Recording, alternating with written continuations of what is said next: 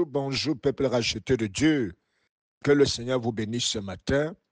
Que le Seigneur vous accompagne dans toutes vos activités. Que sa lumière luise sur votre sentier. Je vous souhaite de passer une excellente journée dans la paix de notre Seigneur Jésus-Christ. Alors, je viens ce matin avec un message de la part du Seigneur. Un message que j'ai intitulé « Écoute puis agis ». Écoute puis agis. Alléluia.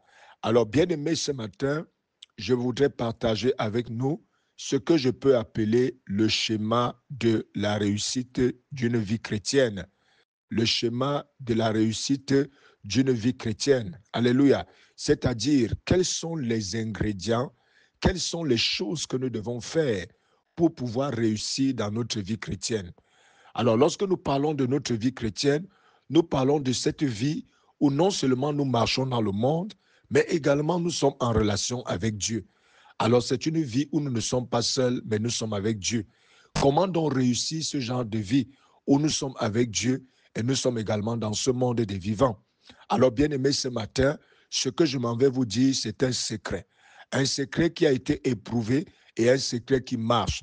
Et bien aimé, si tu m'écoutes ce matin et que tu commences à appliquer ce secret, alors tu vas certainement réussir. Alléluia.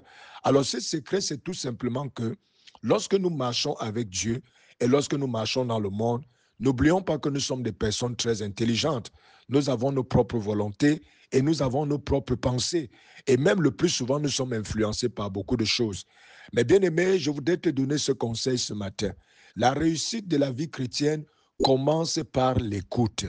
Quand nous parlons de l'écoute ici, nous parlons d'écouter Dieu.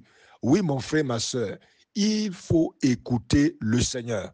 Le succès dans ta vie passe par l'écoute de Dieu. Il faut écouter Dieu parce que la Bible dit que ses pensées ne sont pas les tiennes et tes voix ne sont pas ses voix. Bien-aimé, il est donc important de connaître ce que Dieu dit. Il est important de connaître ce que Dieu pense. Et pour cela, il faut l'écouter. Bien-aimé, écouter Dieu, c'est quelque chose que tout enfant de Dieu pourrait faire. Il suffit simplement de te disposer à cela. Lorsque tu t'approches de Dieu, bien-aimé, viens d'abord pour l'écouter. Ne viens pas seulement pour venir parler. À cet effet, la Bible dit dans Ecclésiaste chapitre 5, au verset 1, ailleurs c'est Ecclésiaste chapitre 4, au verset 17, il est écrit, prends garde à ton pied. Lorsque tu entres dans la maison de Dieu, approche-toi pour écouter plutôt que pour offrir le sacrifice des insensés, car ils ne savent pas ce qu'ils font. Alléluia. Ici, la Bible nous recommande que lorsque nous entrons dans la maison de Dieu, lorsque nous entrons dans la présence de Dieu, ouvrons grand nos cœurs, ouvrons grand nos oreilles pour écouter, pour que Dieu nous parle, pour que Dieu parle à ton cœur, pour que ton esprit saisisse ce que Dieu veut te dire. Alléluia. Car bien aimé, même tes prières n'ont pas de valeur si tu ne pries pas selon sa volonté. Si tu ne sais pas ce que Dieu veut te dire, même tes prières seront sans valeur. Alléluia. Même pour que la prière soit puissante, il faut que tu pries ce que Dieu dit. Il faut prier en adéquation avec la parole de Dieu.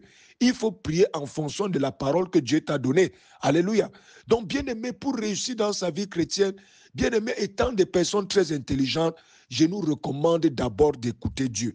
Il faut écouter le Seigneur et après agir, que ce soit par la prière, que ce soit par des actions concrètes, c'est alors que vous allez voir des résultats.